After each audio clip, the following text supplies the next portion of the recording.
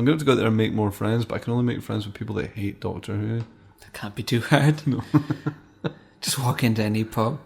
Who likes Doctor Who? Perfect. Everybody into my fucking TARDIS.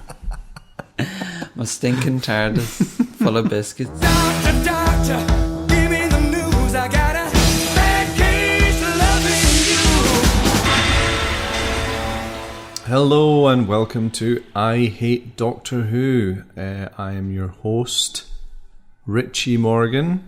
And we are a show for folk who hate and love Doctor Who alike, I guess. So, for those of you that are new to the podcast, I Hate Doctor Who, funnily enough, is a show presented by a man who loves Doctor Who, but what I do is I like to take my friends who dislike Doctor Who, I have many of them, and I get them on and I ask them what they like, and then I try and find the episode that they might like, because there's hundreds and hundreds of Doctor Who. So I'm essentially just doing that arrogant thing that happens when someone says they don't like something and you just go, you just haven't watched it enough. So for today's experiment, I have Mr. Owen O'Donnell. Hello. Hi Owen, how you doing? How's it going? It's grand. It's grand. I've dragged him on because that's pretty much what I have to do in this particular show. Because the people I bring on dislike Doctor Who. It's true. And Gav went away quite positive after the last episode, would you say? Yeah. All that talk of watching more? Gav of the wonderful Gesh cast, I made him watch Robots to Death. I've been speaking to him since that recording. And he just lied about... Right. Was he just being polite? I bet there's a lot of... No, he was probably being honest at the time, but he's thought about it again since. And he's like, fucking Doctor Who, man. He's just trying to maintain his cool image. Is Doctor Who not cool? I wouldn't have thought so.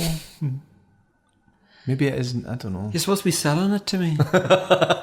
It's like, oh, not cool, I'm out. Cool. Are we talking like street cred cool or...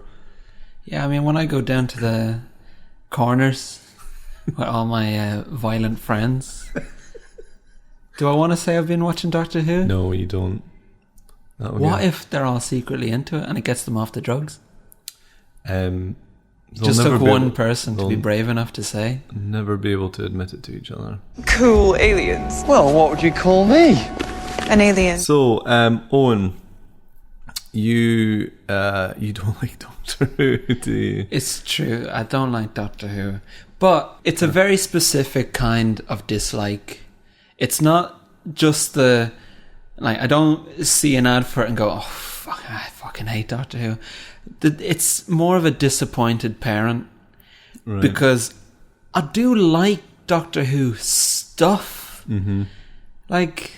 TARDIS, Daleks, the idea of the Doctor and like travelling through space and time and having adventures, it sounds great.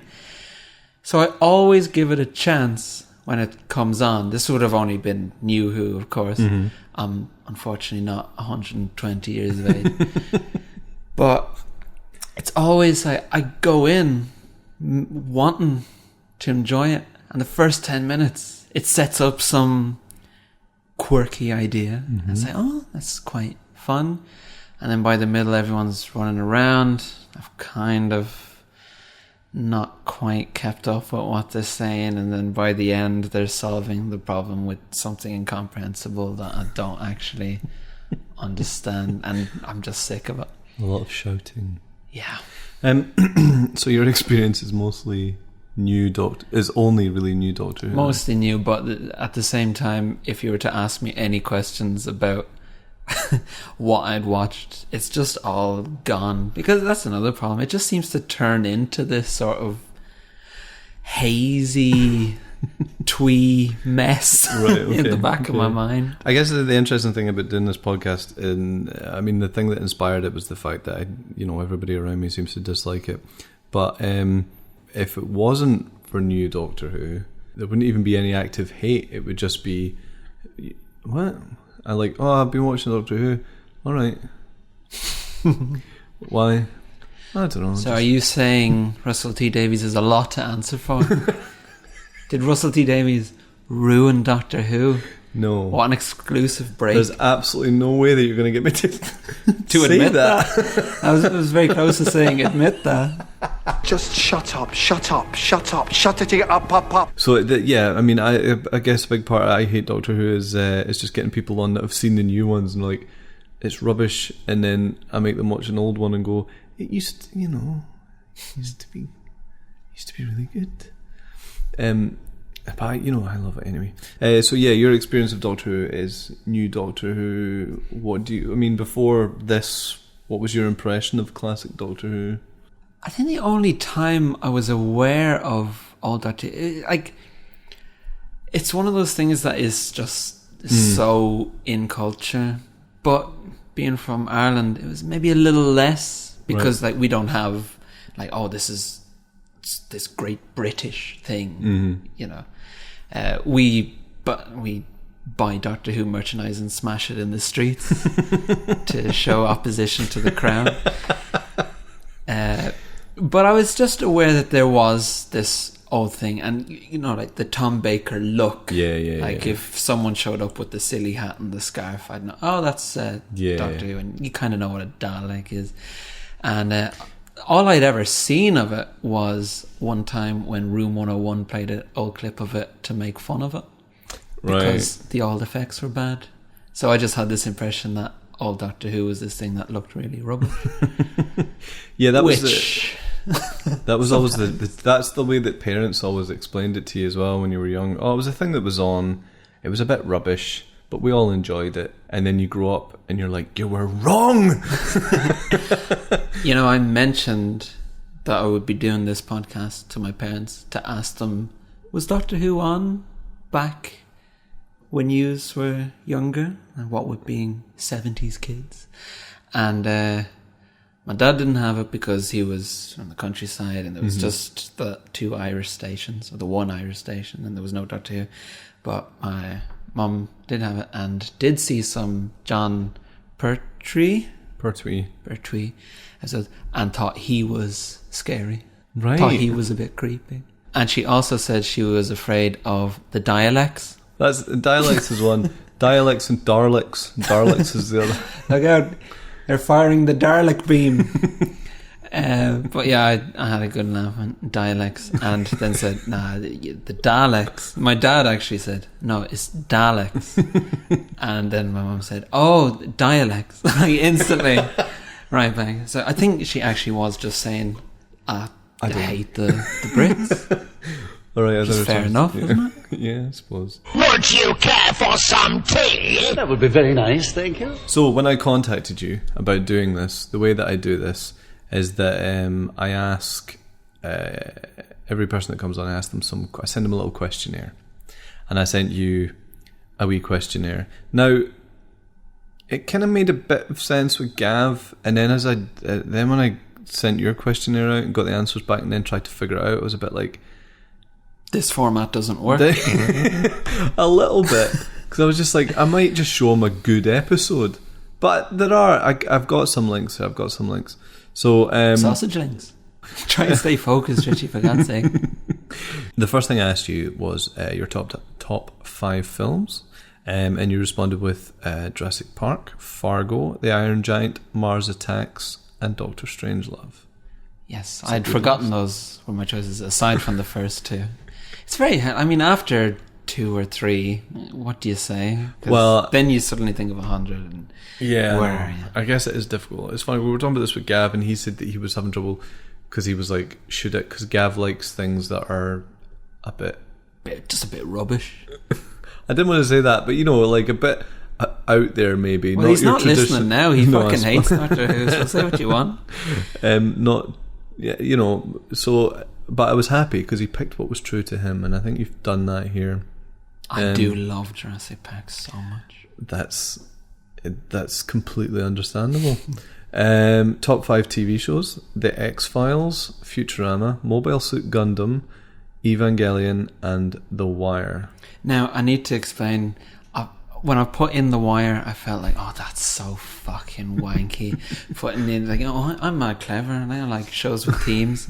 But, listener, please don't judge me too harshly, because I put 2 animes in that list. I needed to claw back some self-respect from, like, real people. It's fine for you to say that, though. I mean, it is But good. I put it in and I realised, well, it is true that I think The Wire is just fucking incredible, so I'll just leave it. Fuck yous. I've asked you a question that's probably completely irrelevant to...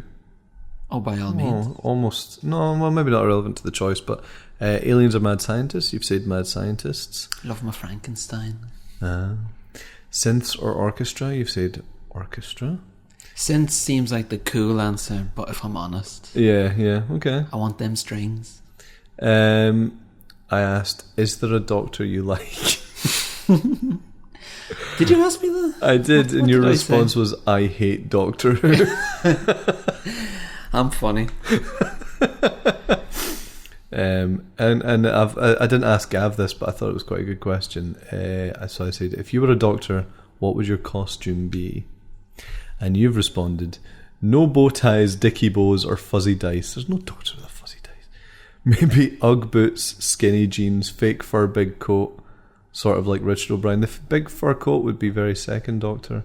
Sort of like Richard O'Brien, since you have to look a bit of a wanker. Alternatively, Eddie from Bottom. Eddie from Bottom would be a good Doctor later. Although Eddie from Bottom looks more like one of the... like someone who's probably going to be killed in a 70s Doctor. Or a very intelligent scientist. Or a very intelligent scientist. Gets killed. But yeah, I was thinking, like, when I started writing the essay, I was like, should I put something that I really do think is cool? And then realised, like, no, you do kind of have to look like a bit of a dick, don't you? To be the Doctor, to stand it has there. to be a bit mad. I do remember when Christopher Although Eccleston... the latest, like the long coat, what's the... Pure Capaldi. Capaldi's look seems quite, like, genuinely, Yeah. it's pretty cool. Yeah, it is pretty cool. I think Pure Capaldi's look kind of evokes a wee bit of the really good film? The Third Doctor. Oh, The really good film. No, you mean the Paul McGann one? No. Yeah, no, I mean, like, I think I remember speaking to someone about Christopher Eccleston's look when that was happening, when he was the 9th, when it came back, and they were saying he's not outrageous enough, but then someone explains to you why he's just a leather jacket and a t-shirt, and it's because he's just come out of a big war and he's very understated and a bit grumpy and he just wants to sort of disappear. Which is like the opposite of like fucking jumpers covered in question marks, or and it's great. And you're just like, when someone explains it to you, you're like, yeah. What if the Doctor came back with the Jim Carrey Batman Forever morph suit covered in question marks? No. I've never made that connection before. That's terrifying. And then, of course, after Christopher Eccleston, then along came David Tennant looking like a big Firefly fan or something. Two birds with one stone there. It's a niche podcast. Are you going to put the boot into every possible listener there? No, you're right, they should fuck off.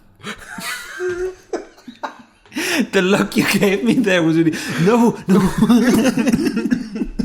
Oh, he's away.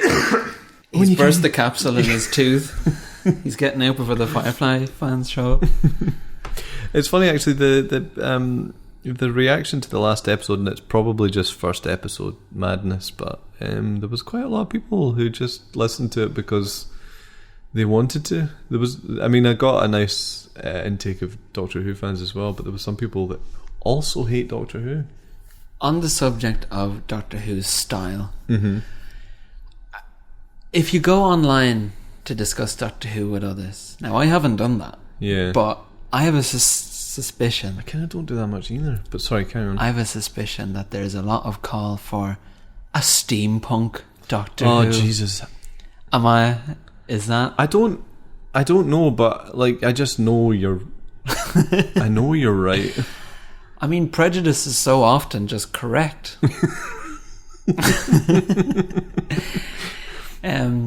Yeah, I can just see it. Like, oh, the TARDIS should be full of fucking cogs, man.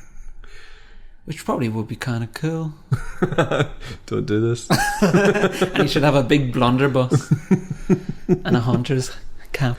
And he's always walking about with a big pair of stripy trousers and a giant spanner. And just pick up an assistant from the Victorian era. So he's got that big bell dress. So it's funny, like, you mentioned that there was a point when, obviously, Peter Capaldi's first episode was set Victorian. But it was just Obviously. at that point that everybody was going, can we stop with the Victorian episodes, please? So I guess there was a little bit, it was kind of bleeding into it a wee bit. And then, of course, his first episode had the big mechanical men. So it was actually, so I'm very sorry to inform you that it's already happened. They won. The steampunk wars are over. It's just like a lot of fucking kettles going on. There's a big cybergoth doctor. Yes, I do want that. Yep. Like that X-Files with fucking... Well, she is just called Cybergoth, isn't she? The one with the Cybergoth. I The don't even hacker. remember that. Is that the one where they play the game? No. There's like one hacking into satellites. Oh, Jesus. Cybergoth. I bet you enjoyed it. Oh, yeah. Oh, the fucking... The talk in it is shocking. I see. I wish I'd known about all this. Maybe I could have found a slightly more cybergoth. I don't know that there wasn't many cybergoths in the 70s. Oh, imagine being like on the frontier. Who was the first cybergoth? No idea. Like, I'm going to bridge that gap between the virtual plane and my black heart. We'll catch up in Owen's History of Cybergoths podcast. Coming soon. Okay, so I gave you all those questions, and I decided that the episode for you was the Third Doctor story, The Green Death. Audio clip. Giant maggots? No. Doctor, it's exactly your cup of tea. This fella's bright green, apparently, and dead. It's time that the world awoke to the alarm bell of pollution. Giant maggots indeed. Devilish creatures spawned by the filthy byproducts of your technology. What kind of insects are they going to turn into? Do you read me? Hello? Hello? Joe, are you there? That mine must not be investigated. Not a chance, Brigadier. It's armour-plated. Brigadier, I advise you to be careful. I've just been onto the RAF. Very careful indeed. They'll be flying a low-level strike in just 7 minutes. Are you threatening me, Mr. Stevens? Yes, I think perhaps I am. In 10 minutes' time, there'll be nothing left alive in that whole area. Doesn't he realize the bombing will never stop those maggots? Right, Brendan, stand by. You must stop him. 5, 4... I can't. You must. Fire! Yeah, Green Death. The first thing I want to do before we take this any further, just to give their opinion on my decision, I'm going to hand it over to those wonderful boys from On the Time Lapse. They're doing the Green Death, so I should probably do like a boss style voice. Stevens! Richie! hello Richie, hello Owen. It's Mark and Ben from On the Time Lapse here. There's lovely. Was that well said? I don't know. Don't know. Was it? No, I don't think it was. That's enough. We'll see you next time. So Ben. I mean, obviously you've already guessed the story that Richie's chosen for Owen, but shall I give you Owen's favourite films, favourite TV shows, and you can see if you can understand why Richie's chosen The Green Death. Okay. So his favourite films include Jurassic Park. Yep. And the favourite TV shows include The X-Files and The Wire. Can you see any connections there? I can't, mate.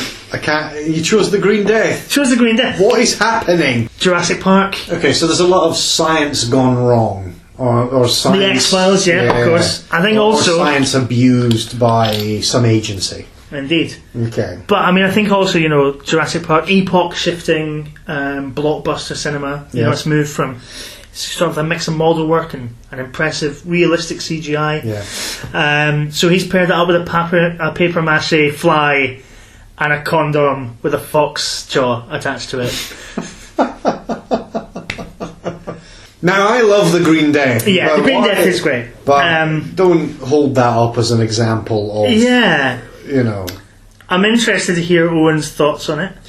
The most brilliant parts of the Green Death are the touching, warm human elements of it.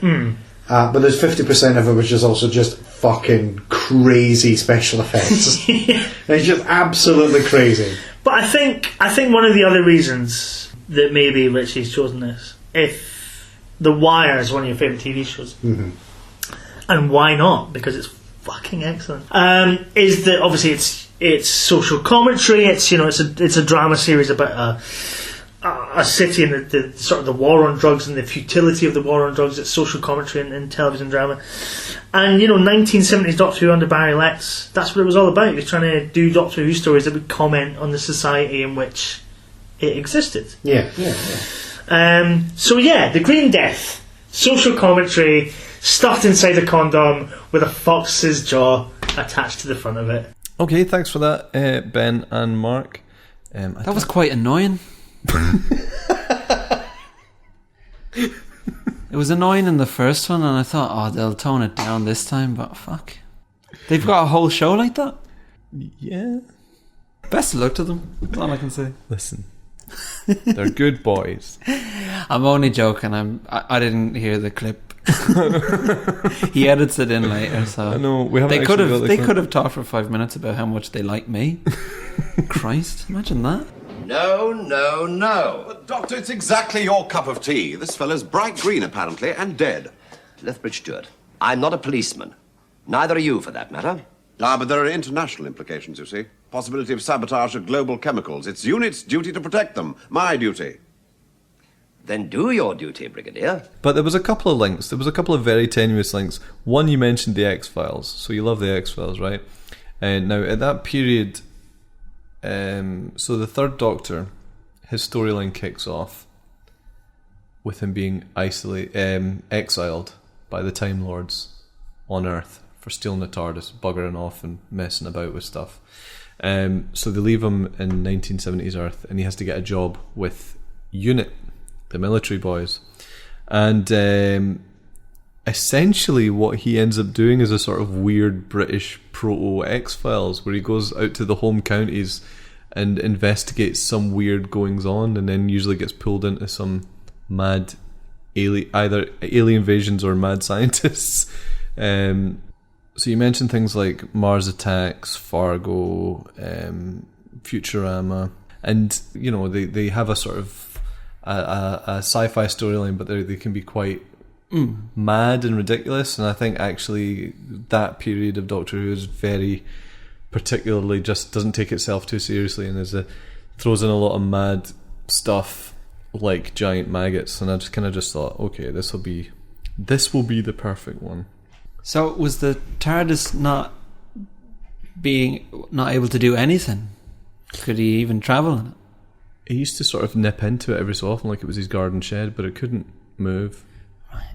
Because one thing that threw me at the start was I was just expecting it to be TARDIS shows up somewhere, something happens. That is usually what happens. The thing, all the stuff with UNIT, I had no idea what was going on. So for the first 10 minutes or so, I was a bit on the back foot because it felt like I'd come into a story. I did realise that as I started to watch it myself. I watched it after I chose it for you, and there was a few things in there I was like, oh Jesus, this is kind of throwing him in at the deep end. But I'm sure you picked it up anyway. But yeah. So I mean, at this point, after the 10th anniversary episode, he helped out the Time Lords, and the Time Lords gave him the bit of the TARDIS that he needs to go exploring again. So there's that, and then obviously they just don't use it. So was this idea of him being stuck on Earth and having to take the motor around to investigate X-Files. Was that a budget thing at the time? Was that a sort of attempt to scale back? I think it was. The show had been There's an aircon system in the room. Sorry.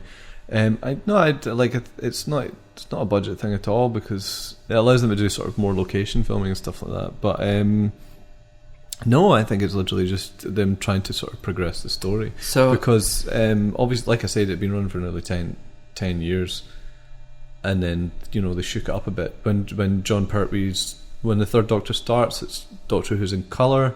They've got this cast, they've got all these characters, recurring characters. I always look back on that period quite fondly, but and most people do. But I remember speaking to someone. I used to work for a guy who loved Doctor Who when he was a kid, and I mentioned the Third Doctor to him, and he got really angry. And he was like, "Oh, fucking!" Well, I can't remember how he described him, but he basically just said, He's working for the fucking army and he's driving about in a fucking clown car. What the fuck was that about? Sorry about the language. But it sort of made me... Did he say that? No, it made me realise that as a viewer watching at the time, it's like you've been watching for, say, 7 odd years, and the Doctor's been going anywhere, anytime. And then suddenly he's like, I'm in the 70s, I've got a job, and I've got a car. And you would just be like, what? I'm stacking shell. So his wacky car, that Bessie, is because... It's called Bessie. It's called Bessie. Why? I don't know. Fucking hell, Richie, come on. How come the registration says who? Because Doctor Who is not called Doctor Who. Doctor Who, I know. I heard that. There's a weird relationship with...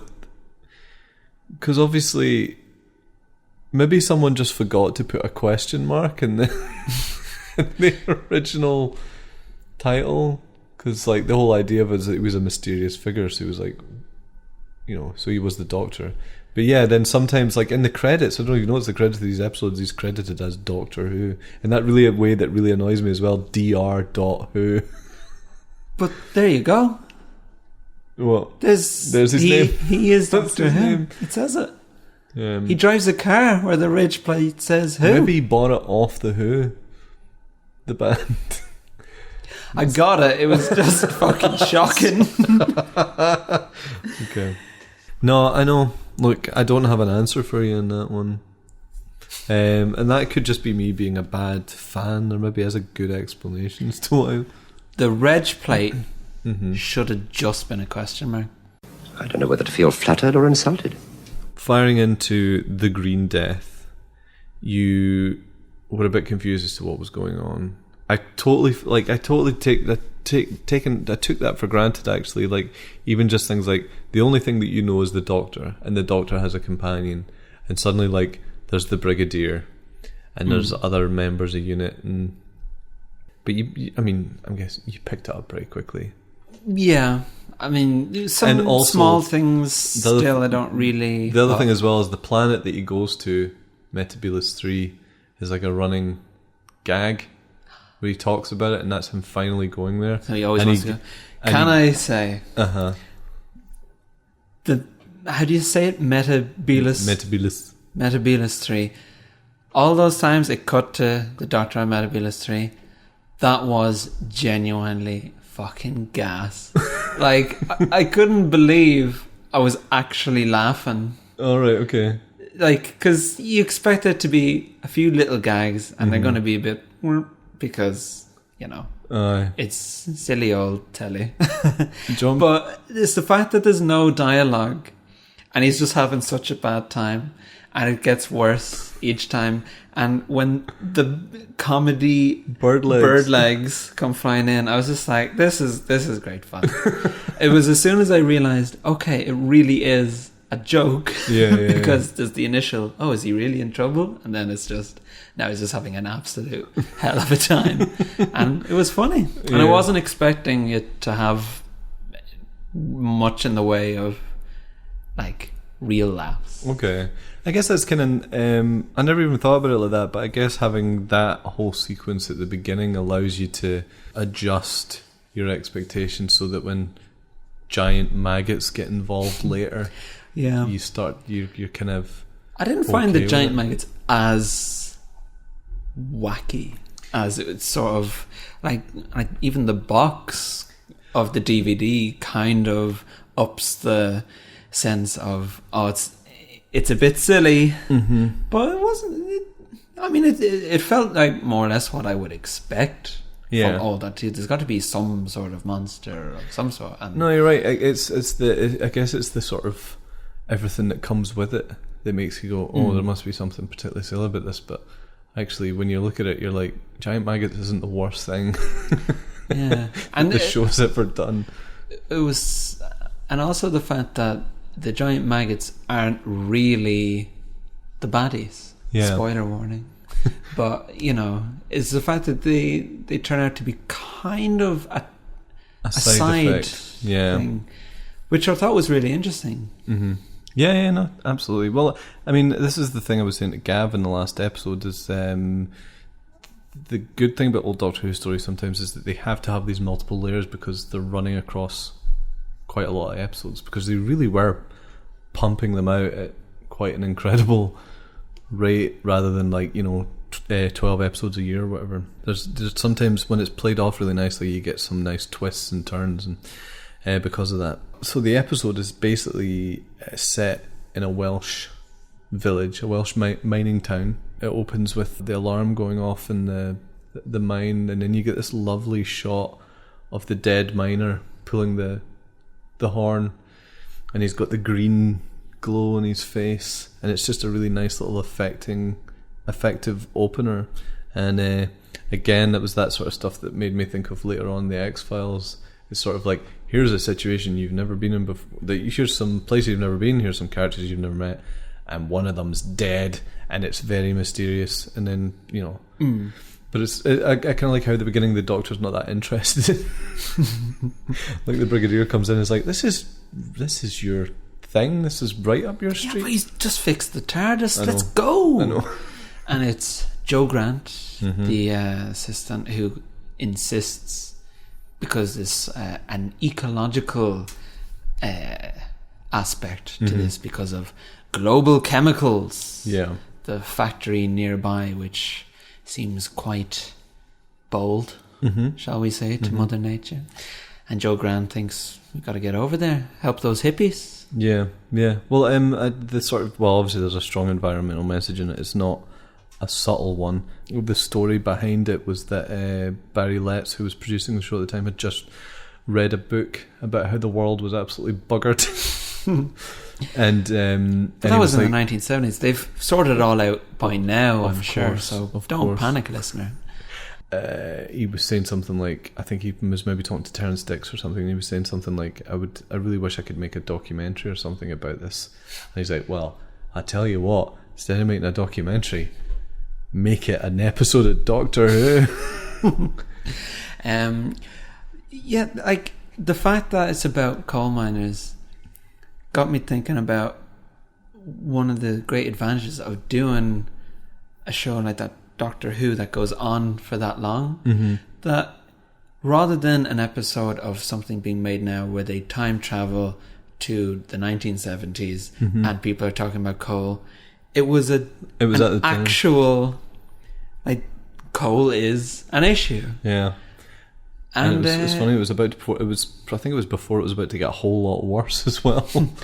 And so in a way, it'd be nice if Doctor Who went on forever, so that you really do get genuine pockets of time. Yeah. Well, in sci-fi in general, that's one thing that I love about sci-fi is like, I think one thing that people criticize sci-fi for is when it dates.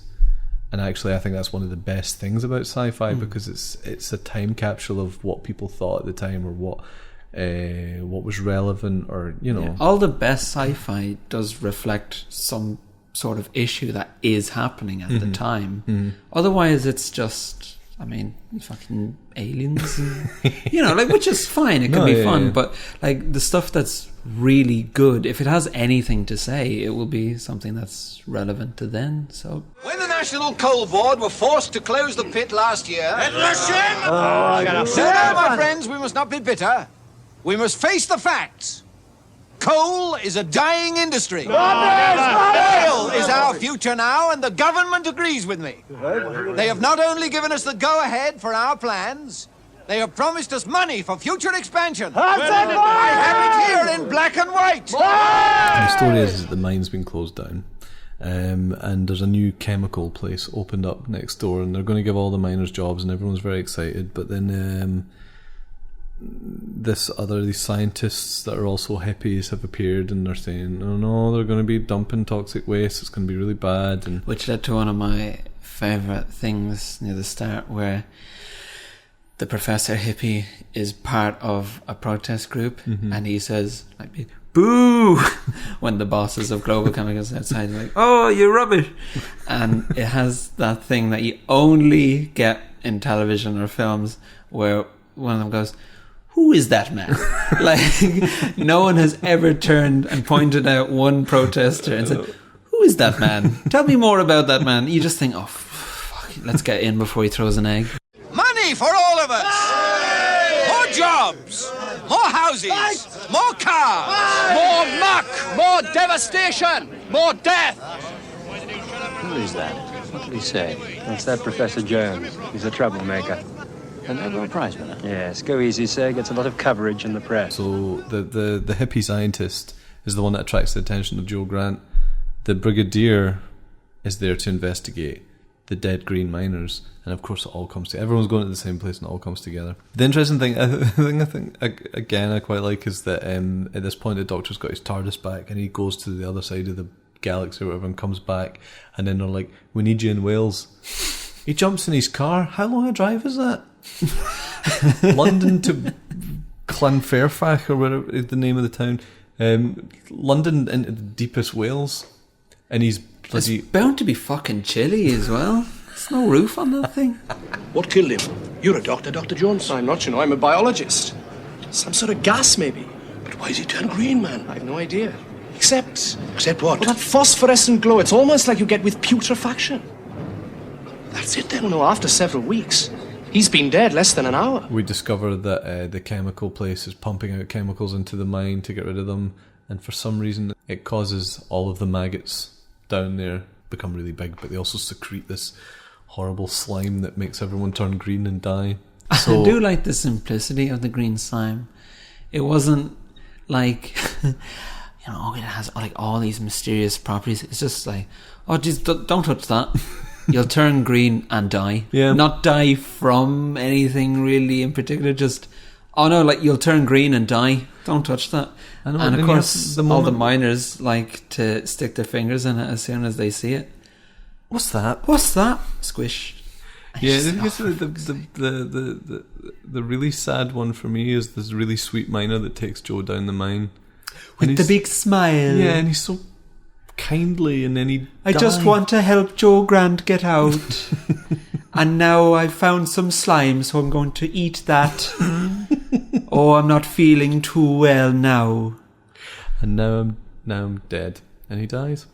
Apologies to Wales. Well, that's the way he goes on. Funnily, there's a commentary from Russell T Davies on the DVD. I mean, I didn't watch all of it, but he was talking about how the fact that obviously Wales becomes a big part of Doctor Who for modern Doctor Who, because that's where it's made. But I think at the time for him, it was just like, when he was a kid watching it, it's like, the Doctor's in Wales, this is the best. Oh, someday I'm going to ruin this show for making fun of Wales. At the moment, those maggots and their eggs are situated in one place where we can observe them. Now, if you seal off that mine, we shall have no way of knowing... Please, Doctor, there is no point in going on like this. You have convinced me. Well, then you don't intend to blow up the mine. You have convinced me that you are an arrant sensation monger, a political hothead, and a scientific charlatan. Giant maggots, indeed. Yeah, let's talk about giant maggots for a bit. Like, as a monster, I think I quite like them. Even though I like their hissing. yeah. I like their funny little mouths as well. They're actually very, very creepy. And the way that they crawl across the floor and when they first find the big load of them, you do think that would be quite horrible, wouldn't it? It would be, because they have to go through it. Because they have to go through them, and they try and use like normal sized maggots, but just do them close up, and it doesn't really work. It's funny. There's interviews with the director on the DVD, and he's kind of he talks about the amount of things that just don't work, and he's like, "Oh, I was promised it would be like this, and it wasn't very good." And it's funny, and I think that's another thing. Well, it's the curse of all TV production. Really, is time. It's like if something doesn't work, then you're fucked because it's just going to have to go in. Sometimes the problem that you can have with classic Doctor Who is that you're really enjoying the performances and you're enjoying the script, and then a terrible monster will turn up, and you're just like, "What is this?" I mean, not always. Just when it is bad, that's kind of the feeling. There are moments where you have to stick on the Vaseline glasses and just. You do. It's a really bizarre bit. Like there's very, very noticeable green screen throughout. Oh yeah, but there's a really just odd bit of green screen where CSO they called it, color separation overlay. When the Brigadier shows up and they're going to do the bombing, and it's like it's they're on location. Yeah, there's a shot, and then suddenly they're in green screen, but they are still there. But yeah, they've taken a plate. I think that's literally a budget thing. It was actually cheaper for them to do it in the studio than to do it on location, because obviously when they go out on location they shoot it on film and they have a crew. But no, they're on location. I know. It's really bizarre. It is really bizarre. No, I remember thinking that as well. I was like, did they mess this up? But I really think it is just like a schedule and budget thing. And it could have been losing light and just stick a fucking photo in the back. Exactly. It could have been, because it was the same shot over, and it was like all of a sudden he was in a studio. Of course, again, at that point as well, green screen was done live. Oh dear. So you don't, like, you know, now that if we did green screen, you would shoot in front of a green screen, put it in a computer, choose the green. You know, I never even thought about that, because like, you couldn't. Of course, they didn't have a computer to do it. You couldn't do, because it was all videotape. So every time you copied it, you would lose a generation. So live, if you tried to do green screen off of a pre-recorded thing, you would lose quality every time you moved it, and so they had to do it live. Like when I went to college and did like studio TV production and that sort of stuff, they had like an old, and it was literally a lever. It was like if you had a green screen, you pushed the lever and it just got dropped all the green. So that's why green screen back then on TV has sort of harsh, and there's absolutely no way that it could ever be restored or fixed, or like someone could maybe take the original shot and make it a bit better, because that is the original shot. There's no, it's all live, all effects and everything are done live. That's the other thing that's nuts about studio-based science fiction at the time. Is, I mean, you can't make people appreciate things more with those stories, because if something's rubbish now, then it's rubbish. But I mean, as a modern viewer, you make allowances for just things like that, and just enjoy the story or the performances, which is kind of, which is why Doctor Who sort of endures. I think it's got some good characters, and the Doctor's always good. Speaking of good characters, yes, let's talk about how absolutely useless Joe Grant was. Now, there's an odd thing with Joe Grant in this story. Now, I don't know Joe Grant prior to this, but like, she's the one who is like, we should go here. Fine. That works perfectly well. She's reading the newspaper. She's concerned. Let's go check it out. But then after that, like, she is not only useless. Useless is one thing. Yeah. But she is an active burden. Like, so much.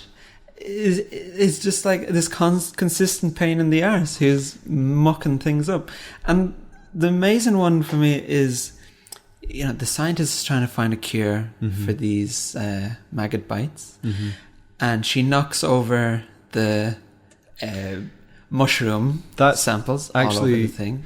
So that scene where she first meets him, it kind of mirrors the scene where she first meets the Doctor. Because I think he's kind of set up with his name. Sorry, let's refer to him by name so that people can know what we're talking about later. Cliff Jones. who's played by an actor called, I've got it written down, Stuart Bevan. Played by an actor called Stuart Bevan, who was actually the boyfriend of Katie Manning, who played Joe Grant at the time. But yes, anyway, he was kind of set up to be a bit like the Doctor, like a young Doctor, basically. And he, so it's quite interesting. So that would set off the Doctor's sort of, just a little bit unspoken jealousy sort of thing. No, yeah. I mean, but I mean, from the outset, that was going to be Joe's last story. No one in. You are? Did mice did in the fields before breakfast, didn't I? Oh, I see. They're all out in the fields. That's what I said. No work, no food. Logically, aesthetically, and morally right. Right? Right, I suppose. Well, no. Shut the blasted door! Oh, the silly young goats. Oh, I'm sorry. What did I do? Probably ruined the month's work, that's all. Can't you read? Set on the door to watch it, didn't it? Yes. Half a degree drop in the Well, ambience. No, not there. You'll have the lot over. Not there either. You'll contaminate my spores. She knocks over the mushroom samples, all like ruins the experiment that is being done to save people's lives. And then he gets annoyed and says, like, please just stay away from the experiment. And she gets a bit pouty about being told to stay away from the experiment, despite just perhaps sending everyone to their doom. And then she's like, oh, so I suppose I'll just make the tea then, kind of huffy pants. And he's so busy, he just goes like, sure. Yeah. And she gets really stroppy about it. Mm-hmm. And you think, oh, I know where this is going. She's going to prove everyone wrong. Because everyone's been going, Joe, just stay out of the way. And now it's time for Joe Grant to show the boys what she's made of. So she leaves the note saying, I'm going to go catch one of those maggots live so you can experiment on it and get a cure. And off she goes and just fucks it and just gets trapped and then gets him fucking Cliff bitten, injured and and it's like I know. And like, it's just the fact that it's setting up this, oh, she's gonna prove her worth and it's gonna be great, and she's gonna go, look, you thought I was rubbish and now I've done it, and it's no, we thought you were rubbish and you are. You are rubbish. And now a man is dead.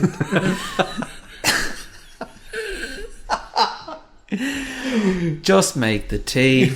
Actually, no, don't. Fucking, she probably stick the maggot samples right in there. I think the only moment that she has is when she accidentally knocks the fungus onto the samples, which causes them to realise that... Like, the one thing she does right is just like a complete something over, mess up, fuck up. And she knocks the the scientist is making corn. Yeah, he's inventing corn. Which mushroom. I wish I'd looked meats. it up now, actually, because like I wonder what the at what point corn type mushroom based meat was. I'm assuming it was a thing, otherwise I wouldn't write it in. That was like a mid-70s sort of, like, people were talking about doing this. Like, it was sort of known you can make meat substitute out of mushroom. It was probably at a much more basic level than corn, chicken, sausages. It's like now. When the Brigadier eats a bit of that mushroom meat and he's like, well, that's beef, isn't it? He's like, no, it's fungus. And he's like, really? And I was like, no, you're not. You're not. No. That mine must not be investigated. You know that as well as I do. One death is enough. Will you please get out of my way? Stephen. Yes? Process him. Is that wise? It isn't necessary. Do as I say. Process. Very well. Who was that? Our boss. Yours and mine. Let's talk about the villain of the piece, because I think this one's quite an interesting. The biggest maggot. The computer that's secretly running the chemical. It's funny, a lot of Third Doctor stories centre around a company that's doing something and it's a bit evil and it's going to cause a bit of a disaster, and they have to come in, and a lot of episodes do that. Like I was going to show you Inferno. That was another one I thought, and that is exactly the same. Anti-capitalist agenda. Oh, yeah. Marxist pigs. Mm-hmm. So the chemical company is being run by a big computer that's hypnotizing everyone, brainwashing everyone. Stevens. Yeah. But I don't know, what did you think of the computer? Because I think even now, for me, I thought it was quite an unusual portrayal of a AI. Well, it is unusual in the sense that it's the only computer I can think of that goes, I did like that though. And it's so, again, the thing we were talking about earlier as well, it's so analog. It's all run by big tape reels and like it's that old sci-fi depiction of computers that like when big computers, clicky clacky buttons. Yeah, or like the bigger the valves a computer had, the more powerful it was. That's all the electricity going in. But it's mostly presented as like a big red circular screen with a waveform on it every time he speaks. But I think it's Boss is pretty good. Boss is really, I do like Boss quite a lot. How do you feel about the self-destruction order? Oh my god, yeah, that was a shock. Yeah, I honestly was shocked. But this is this is the thing that Doctor Who was getting into trouble for a lot in the 70s. Like later on, there was a bit of rumbling, a bit of complaint that sometimes it was a bit too grim. But even I was like, so the computer is brainwashing its employees and making them do evil things. But at one point when he's had enough of one of his employees, he gives him one of them starts to break free of the mind control, and it's causing a bit of hassle for Boss. So they've given him a self-destruction order, which is great in like what would a computer tell a thing to do if it just wanted to get rid of it, and just gives this man a self-destruction order, and sure enough, he runs outside and throws himself off a steering wheel. But the best thing is, they have a shot of the body. And do you remember what it cuts to right after the body on the ground? Oh no, what is it? It's a room of everyone laughing. The Brigadier, the Doctor, Joe, and the Professor just... That's that sharp change in tone. It's sort of a nice shock edit. That's quite affecting. When I was on the Time Lash once, we were talking about robots to death. Now there's a scene where somebody is going to get strangled, and it was like, it's a bit grim because you're like, strangling is like a proper murder. And when you put proper murder in Doctor Who, you suddenly like, oh, we sort of had this joke where it was like, you imagine the Doctor turning up, giving it all these quirky chat, and everything's like, what's going on here? Someone's dead. What's happened? He's been knifed to death. He's been stabbed 47 times. And he'll just go, incarceration, Doctor. The Doctor will just be like, right, I'm going to go and do something else. This is a police matter. Lacerations from the throat all the way down to the toes. That's everything, Doctor. Yeah. Then they came back for his eyes. Death is one thing. It's one thing to have like a glowing green body in a mine, but a man being told, kill yourself, and then running towards a balcony and jumping off, it's like, jeez. But then I guess the comedy comes back when the Doctor wears a dress. So it's fine. So yeah, there's a bit later on where the Doctor has to sneak into the chemical place, and he goes in dressed up as the milkman first, doesn't he? And in the co-op. In the co-op van. He goes in the Doctor Who milk van. There's also the Doctor Who cherry picker. All these toys available now. I love when he makes the getaway in the milk van. If there was a figure of the Third Doctor in a co-op milk van, I would be all over it.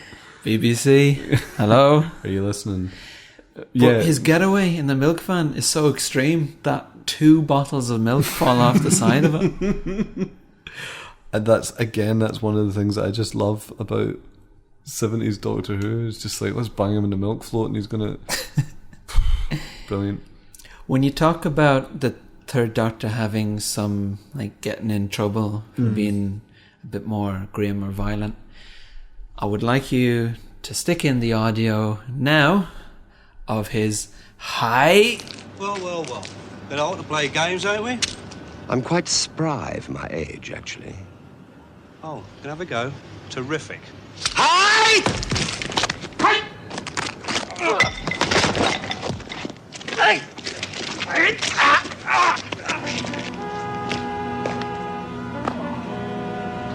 Venusian Aikido, gentlemen. I do hope I haven't hurt you. I wasn't just can't the Third believe I Doctor, it was saw a one thing of that his- started following it through the years, but yeah, no, you're right. When I saw him do his karate stuff. Yeah, so one of the things that the Third Doctor is known for is his martial arts. Hi! And then cutting to a man with a grey wig throwing someone over his shoulder. A boom mic shield just on top. Pulled over his head. Yeah, that must have thrown you as well, because obviously the Doctor is such a pacifist and that's such a big part of it, but he's not afraid to throw someone about.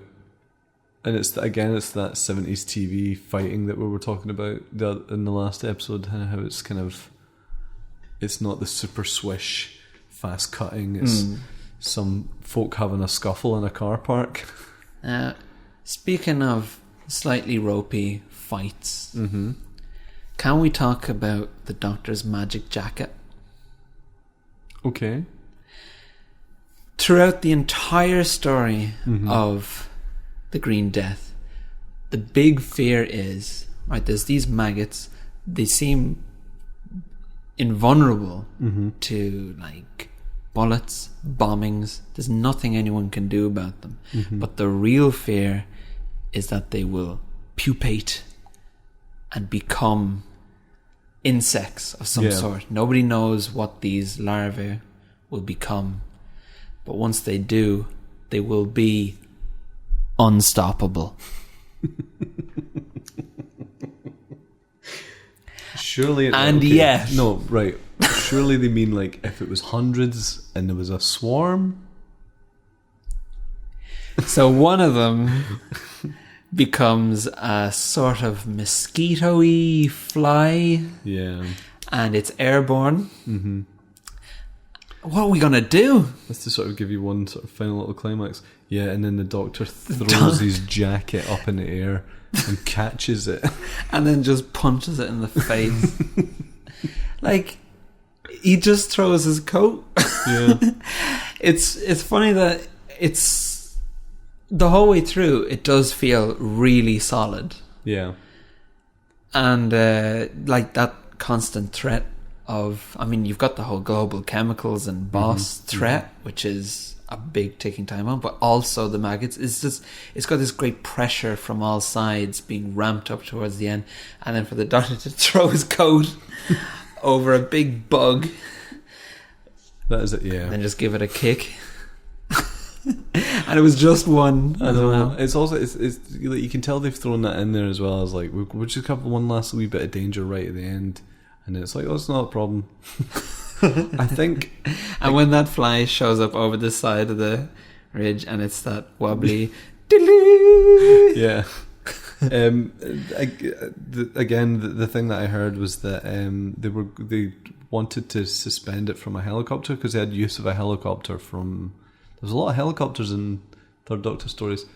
They had use of a helicopter and we're going to hang it from a helicopter, but actually what happened is it just started twirling around. That'd be pretty uncontrollably. Good. And, we might need a couple of jackets. And it looked terrible, so they had to cram everything in this short little sequence where it's like, oh, it's up in the air, and let's throw a jacket over it, and it's done. And that's another one of those, we watched the director being interviewed, he's like, I was told it would be good, but it was rubbish. I had a lot of gin. Most of the money was in gin. Good grief. Doctor. Look out above you!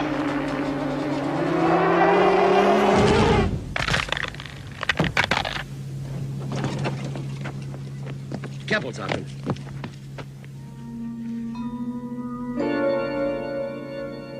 What a beautiful creature. Oh, yes, Doctor. Beautiful. I was going to say, was there any... Because I gave you a longish one. 6 episodes. 6 episodes, which is like the equivalent of a... 2 films. No. You could watch 2 films. They're only they're like 22, 23 minutes an episode. 25 minutes an episode. 25 minutes an episode. Plus. You got the guts of 2 films there. Okay. I'm talking about your 90-minute wonders. Right, okay. It was good throughout. I think because there is so much going on. It was a very action-packed episode, wasn't it? They had explosions and I'm pretty sure they had like... when the bit where they're flying over the slag heap, dropping explosions, and they had sort of petrol put down everywhere, so they make the explosions bigger, and that great way that 1970s TV has no health and safety rules, so they can just blow things up. And then the model shots as well were... You got the mine exploding, and global chemicals, and like the mountainside, and this... There's always something. Gav made the good point last episode when I said, I feel like I'm cheating by showing you the best episodes. It's like, well, you're not going to show me a shit episode. And there's so much to choose from, presumably. Well, yeah, there is. Yeah. And I mean, how many more friends do you have? I know, I'm going to run it pretty quick, especially ones that will tolerate going through this process. Exactly. I think this might be the last one. No, I've got a couple of people lined up. Oh, yeah? Welcome to the penultimate episode. Somebody save me a piece of wedding cake. Right. Oh, I nearly forgot. Your wedding present. It's beautiful. Thank you, Doctor. Hey, Joe. Come and drink a toast to the happy couple, huh? But that's us. Aye, so it is. Don't worry, Doctor. I look after you. Another thing that was interesting, that I find interesting about this episode, is when companions leave, they always have sort of... Sometimes it's sad, sometimes it's fine. And, you know, we've got Joe... Sometimes it's a relief. So, yeah. And then we've got Joe leaving to marry a man that she's just met. It's pretty sudden at the end. Yeah. Yeah, they do just... Especially since they actually haven't discussed it at all. No. And he says, not will you marry me, but we are getting married. It's the 70s, getting my boot. But there's a definite tinge of jealousy from the Doctor. You get a sort of suggestion, glimpse of it earlier when they were about to do a little bit of kissing, and the Doctor steps in and it's like, "Fuck's this." Yeah, you all right? Yeah. Yeah. No, I mean, because it's one of the things, like in the 1996 TV movie when he kissed a woman, it was a big thing, and everyone's like, "Oh my god, what are they doing? Why? You know?" And obviously in the new ones, he's just kissing everyone. Like I even read one of the books recently that kind of talks about the Doctor and love and all that sort of stuff, and how it's just something that he doesn't do. So it's actually quite unusual to have this. There's something there, but not. They didn't have to say it. They don't have to do it. They just have to have this little. I did like the slipping away during a party. Feel, because the Doctor Who that exists in my mind, I suppose, the one that I hope for when I watch it, when I want to give it that chance, he does to me seem like the character who does they're having a good time, I'll step away now. Yeah. And that last shot is really nice. Yeah. Even if it does have that fucking Brum nonsense going on. But it's like, yeah, that was... And that left me with that was good. Yeah. So there you are. You did it. I said it. I said it at last. You enjoyed an episode of Doctor Who. He is dangerous. He should be eliminated. No, he will make an interesting experiment. Total processing comes next. He shall be the first of the new slave elite. See to it. Right away. Yeah, I feel like we covered quite a lot. Is there anything else that you want to mention. John Pertwee Mm-hmm. has a nice smile. He does. Not as mad as Tom Baker. Mm-hmm. Like, I would find, like, I think Tom Baker smiling at me would make me just like, is everything alright? Like, are you gonna give me a jelly, maybe? Or are you gonna give me a fucking kick? But John Pertwee makes me feel like, I'm about to get a Werther's original off this guy. He was very nice, and for the guy who does the karate, it's so funny. He has a total no nonsense style about him, and like you can see it in like Capaldi's Doctors. The thing that the one he gets probably most compared to, because Capaldi brought back the grumpiness, and he is really grumpy, but he's also there's an incredible pleasantness to him. But the actor as well, like through the years, he was just he loved the character, and he was even like, came back for the terrible anniversary special in 1993 and he appears on Noel's house party as the Doctor. Yes, I travel through space and time. Oh, I've seen you in the year 2010. Oh. You're still on television. Am I? Oh, am I doing serious programs? No, I said I travel through space and time. I don't visit Fantasy Island. You're the Doctor. You're absolutely right. I heard he was thick. I thought they were talking about his waist. Did you ever see that? Is that canon? I don't think so. It could be. Is it more or less canon than the Video Gaiden Doctor appearance? The Sixth Doctor of Video Gaiden. Was it? I think Ryan told me that. What was it when I asked him if it was canon, and they'd asked someone and it was or something. Ryan exists in the Doctor Who universe. So do you. Get him on the fucking. So do you. Oh my god! I was on Video Gaiden. Oh my god! So I'm your first guest who's part of the Doctor Who universe. Get me on that TARDIS wiki. Oh, those on the Time Lash boys are going to be raging. I'd never even considered. I should have put that on Twitter. Legitimate part of the Doctor Who universe. But you're not on the TARDIS wiki, unfortunately. I'll write up an entry later. See how long it lasts. Yeah, no. Pertwee's good. Also, he had quite an interesting past. Apparently, he was a secret agent at one point during the war. The man? Yeah. Oh. He worked with Ian Fleming. Ooh. So there you go. Told him some stories about banging ladies in Russia.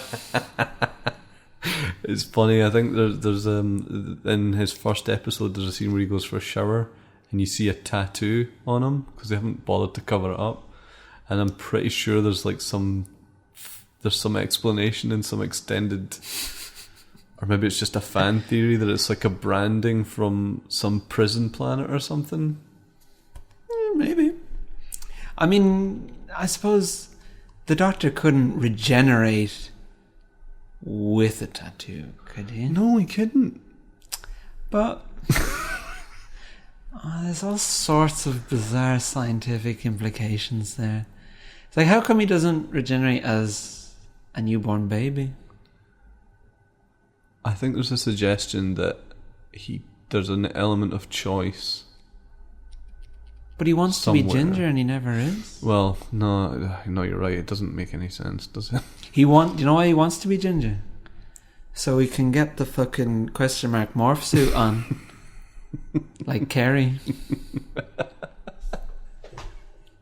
I like the idea. So he can start prancing about. I like the idea that the Fifth Doctor had seen Batman Forever and clocked the question marks and went, "Oh, here." That'd be good. Well spotted, Batman. Go to the head of the class. This is the TARDIS. It travels time. That was a successful experiment. Now, let's move on to some feedback from some incredibly funny people on Twitter who are very fond of sarcasm. It's hard to know if saying that will just mean you get no responses next time or twice as many. So either way, you're damned. Neil Gortz asked, which food mascot would you make a villain and why? And he's given me a picture of the sort of licorice allsort man from the Happiness Patrol. I'm not going to explain that to you. I'm just going to show you the picture. I've seen him. It's on the cover that I did. Oh, of course, yeah. And that presumably people can see as they listen. Yeah. I did that. You're all very sorry, welcome. I completely forgot to mention that Owen did the cover art for the podcast. Yep. And so I've seen the Sweetie man, the Bertie Bassett guy. To answer Neil's question of which food mascot would you make a villain and why, I'm going to say Lloyd Grossman. Because imagine it.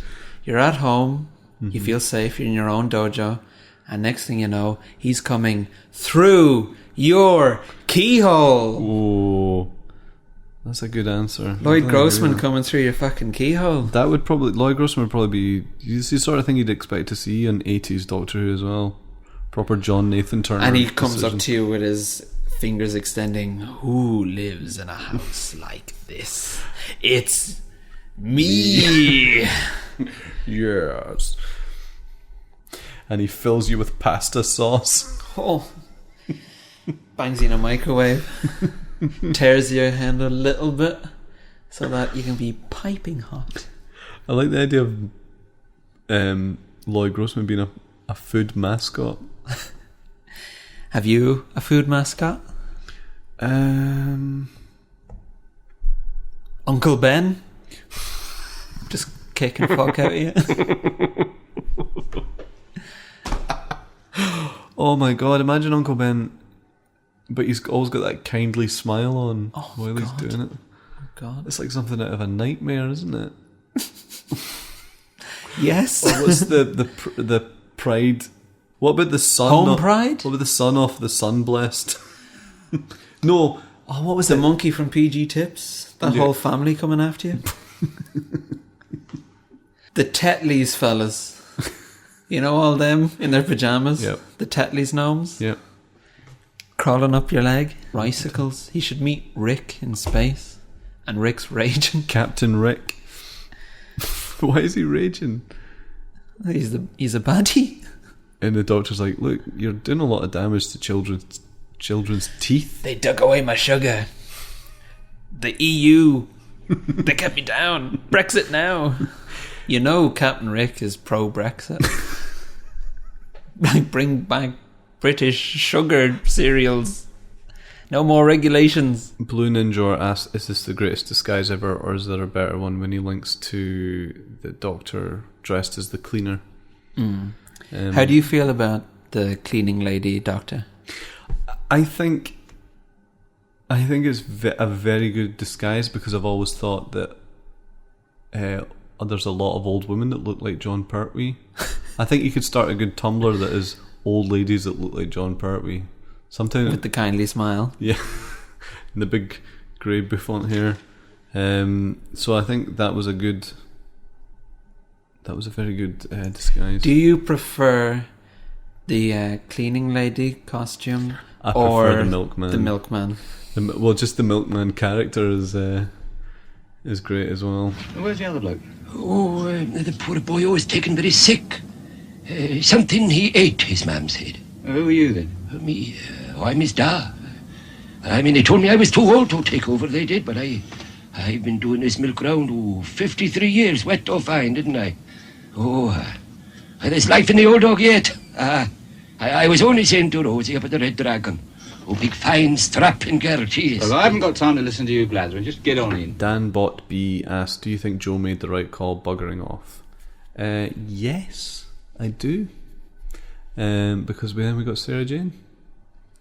Dad favourite Sarah Jane.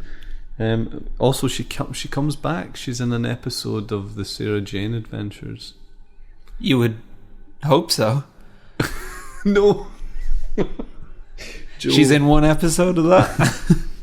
Oh, Joe Grant shows up in Sarah Grant, Grant. yeah. Okay. But of course, they did. It's quite well. So I mean, you can tell is that the Sarah Jane Adventure that's for kids, right? Yeah, it's CBBC. So they put in references to 1972 Doctor Who in the kids. It's as if they knew. Uh-oh. But it was basically like she turns up and then, it's a funny one actually because they do actually give her a backstory to fill in what's happened between then and now, and she goes off to the Amazon and she has hundreds of kids, and all those kids have hundreds of grandkids, and she sort of gets really upset at him for never coming back, and then there's all that sort of stuff, and it's not very CBBC that one really. But it's funny because they drama with your shreddies. They did a wee bit of bringing people back in Sarah Jane Adventures that are like, we'll not put them in the main show because for whatever reason. So the Polis Box asks, the Doctor gives Joe a Metabolis crystal as a parting gift, which is known to give its owner enhanced intellect and heightened mental powers. Is this the Doctor's softly way of telling Joe that she's been a fucking liability for the last 3 years?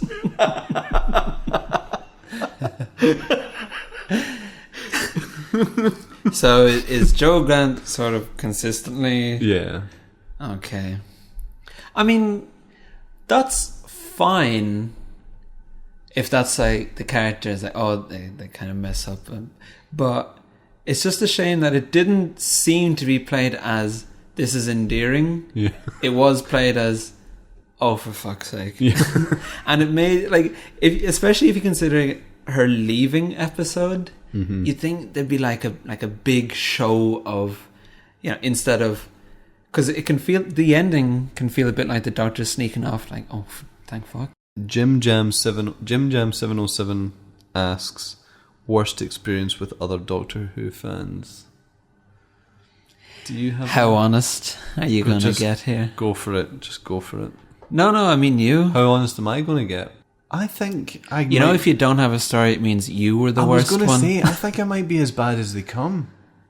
There's a thing, like, I've got my own Twitter account for following Doctor Who accounts and talking about Doctor Who, but I've discovered that there's this thing on Doctor Who Twitter, and I guess I realise it's the same with Games Twitter, that most of the fucking accounts are moaning about what other Doctor Who fans are saying.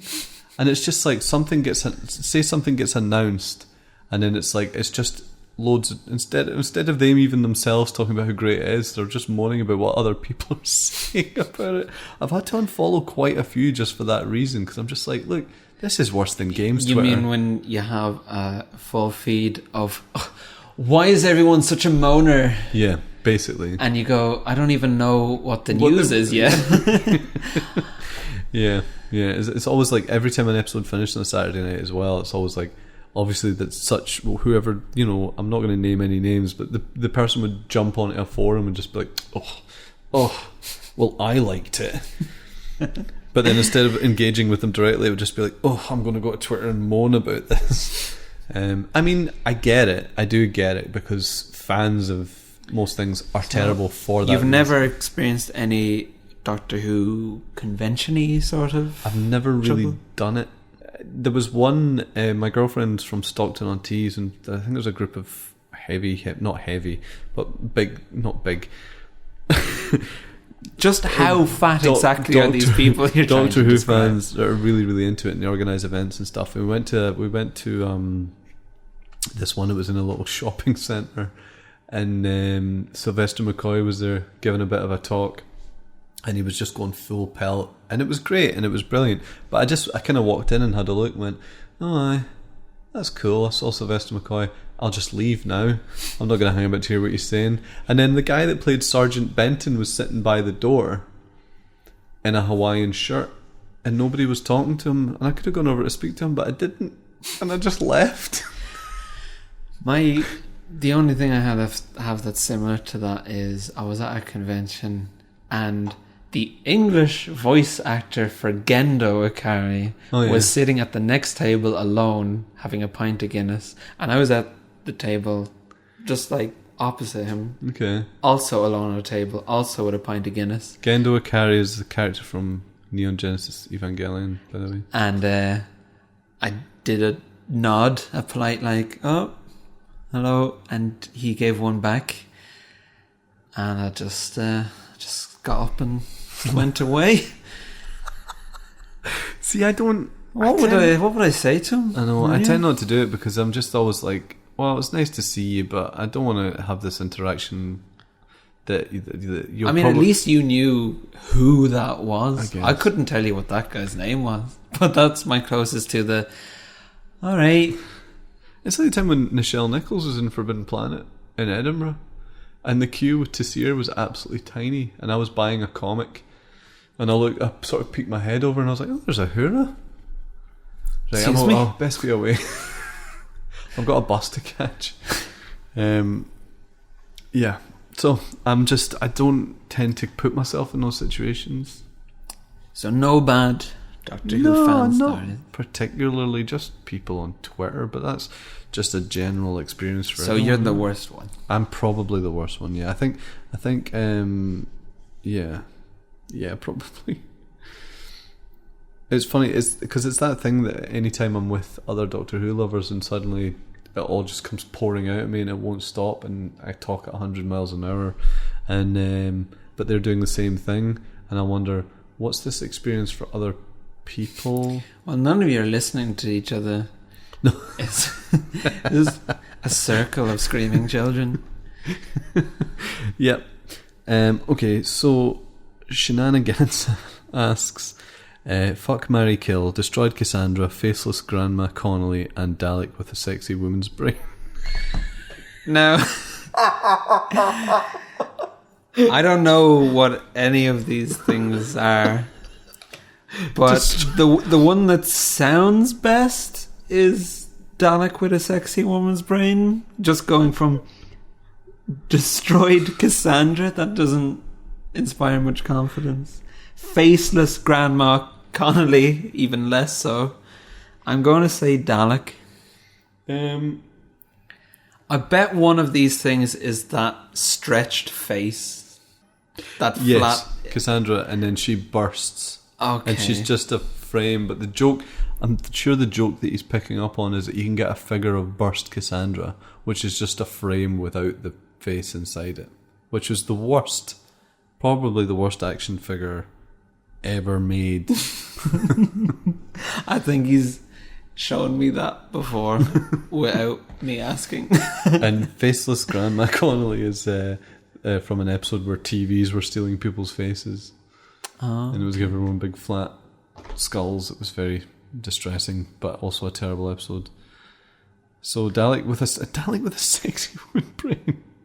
So it is just a Dalek, but there's a mind that is a sexy woman. I guess so. That's not. So it would still just, physically speaking, it's just to something a Dalek. that's happened that I've missed. No, it's like it's the sort of thing they would do on Torchwood, but obviously they don't have the budget for Daleks in Torchwood, probably. So they don't have the budget for sexy brain. The cyber woman instead. Did you ever see that? No. It was like a. If you're not fond of Doctor Who, it's much less likely you're going to watch Torchwood. There was a sexy woman who was kind of half Cyberman, but she had a exposed midriff. Of course. And it was terrible. The 21st century is when everything changes, and Torchwood is ready. One of the other things that frustrates me about Doctor Who when I try to give it a chance is that the format, the structure is so perfect for being a free-for-all for writers to do whatever they want. All the shows I love most have at the core a very simple setup, which is then free for almost anything. Like the X-Files is great because you have a very simple thing, which is two FBI agents are going to look into a mystery, and one of them is very logic based and one of them is into will believe any mad concept. But that means as a writer you can go that is so open. Yeah. Any kind of monster, weird anomaly, if you've ever thought of an alien story, you can spin it. Like if you ever had an idea for what would be a good creepy monster or like evil man in a shed story, you can turn that into an X-Files episode, and each one just feels really like it's a sandbox of ideas that fits into this structure really nicely. Star Trek Next Generation is great for that as well. It's like we're just adventuring in space. You can come across anything. A robot can show up, aliens, whatever, and it's great. And Doctor Who is the most like blank page, do anything you want, because you can go anywhere in time. That's like any point of history. That's already a million stories. And then there's anywhere in space as well. And you can just go anywhere and do anything. So as a writer picking up Doctor Who, it's like, if I've ever had any idea about anything, I can make a story about it. And then to see it and to sit down knowing that, like, this week Doctor Who can do anything. And then it just falls into this sort of pattern of running around and, you know, and relying on like the stuff people want to see maybe a bit too much. Like, there might be a bit too many Cybermen stories now, a few too many Daleks, and I know there's like people expecting these things to happen, but I sometimes get halfway through an episode before realizing this could have been anything. And every it's time just the the Daleks same. are in a trailer for that series, which is every single series, someone goes, "The Daleks are back," and they're better than ever. Yeah, I mean, it just feels like there is such a wide canvas, and obviously, I mean, it's been going for. I was going to say, I think to some extent years they and do, years, but I think to some extent they do. Like it's, you're right. It is. You're only limited by your own imagination, and it does fall into patterns sometimes. It's more like beats. Yeah. Like when I start feeling like I'd say, if you picked out even a new Who and showed it to me, I would probably say, yeah, that was fun, it was fine, it was enjoyable. But if I'm watching it each week or more than one episode in a row, and I start to see that this and then this and then this, that's what new Who really bothers me. Futurama is another great one for, here's the concept, like space delivery people. What a fantastic concept. But then it's just, now do anything. Got an idea for a story, it can be practically anything. And that's what I love. Those are the shows I love. And Doctor Who should be one of those shows that I love. Yeah, I mean, I guess so far, both with you and Gab, it's been genre fans at least. And you're right. No, you're right. God, I shouldn't have said that. But I would say in its defense, to some extent, it does exist, because it's like you're talking about a show where, you know, one episode you'll be in a Russian submarine in the 60s, and the next episode you'll be on a planet on the other side of the galaxy, and the next episode you're in a haunted house, and the next you know, and that's just like it does that sequence quite well. And I think but no, I guess the thing with structures, I guess when it comes to things like that, things can fall into formulas like that because maybe that's what the writers know. And when it comes to things like TV, when you're trying to pump out 12 episodes a year or whatever, sometimes you might throw all of your energy into, you know, settings, but then at the same time you can't be reinventing it every episode. But I would say that over the last few seasons, even though Stephen Moffat's taken a lot of flack, he has experimented with the structure of the show pretty much since he started. One of the reasons I like The Green Death is that it did feel like, you know, that structure wasn't there. Yeah. What would it be longer? But just also having the multiple, like juggling the issues. Yeah. So that kept me far more engaged. There is. You can look at episodes from particular periods, and it's funny. Like, there's episodes towards the end of the second Doctor's run that feel a bit like Third Doctor episodes, and that's because they're starting to introduce a new way of doing it. And every so often, it's like, while the setting changes from episode to episode, they tend to have a storytelling style, and it changes every so often. And I think it kind of, I would say in its defense that it has done that a wee bit, but I do see where you're coming from, though. It's the thing about potential, isn't it? You're seeing wasted potential. But another thing about that is like seeing that how the storytelling changes through the years. That's another reason why I think Doctor Who would be great, like, for it to just go on forever, because it makes me think of James Bond. Now, I'm not a James Bond fan. I like GoldenEye. Yeah.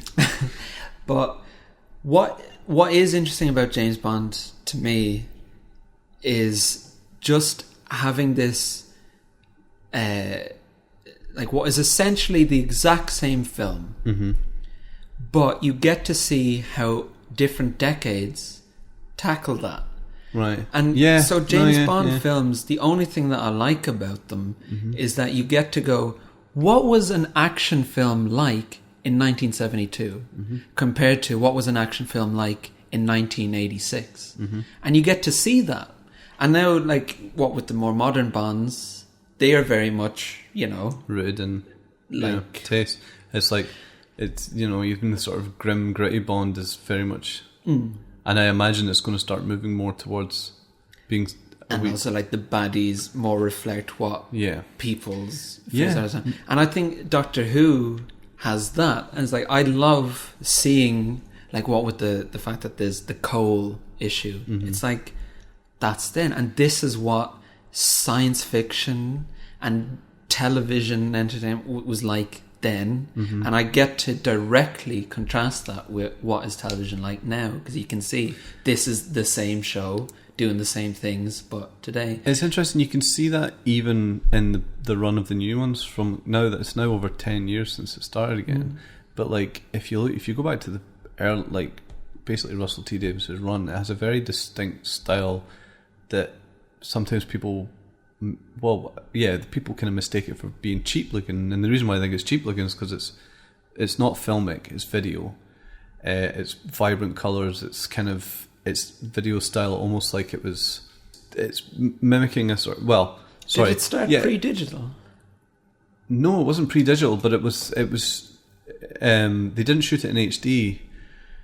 They shot it standard def. It's very video, but the reason for that was that it was going on at a time when Saturday night television was all reality TV shows, and the BBC were trying to revamp their Saturday night lineup. So they were like, so if you're flicking through the channels and you see something that's dark and moody compared to everything else that's colour, you would just skip right past it. But if it's drama, then it's but it's got the look of everything else that's on at that time, then you might be more willing to give it a chance. But then later on, obviously, when the trends of sort of more cinematic drama starts to come in, Doctor Who changes with it.